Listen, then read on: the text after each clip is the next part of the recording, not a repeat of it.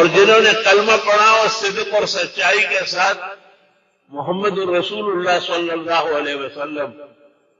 کے حلقہ میمون میں اور آپ کے لواء الحمد کے نیچے اور آپ کے مصطفی چھاؤ کے نیچے آ گئے، ان کا کام مختصر ہو گیا۔ نمازیں پڑھو، روزے رکھو، زکوٰۃ صحیح طرح دو، رمضان کے روزے رکھو، حج کرو، جھوٹ مت بولو، بے وفائی نہ کرو، آج شکنی نہیں کرو،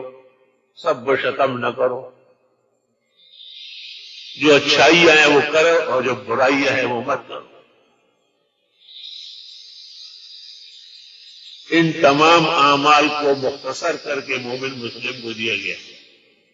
مومن مسلم یہ نہ سمجھے کہ ہم نے تو کچھ بھی نہیں کیا، ہم نے بہت کچھ کیا، ہم آخرت کے لیے تیار بیٹھے، ہم جنت الفردوس کے اہل و اصل ہیں، اور ان کے لیے دعا گو ہے کہ اللہ تعالیٰ انہیں بھی دنیا کے ان کبیڑوں میں اور بکیڑوں میں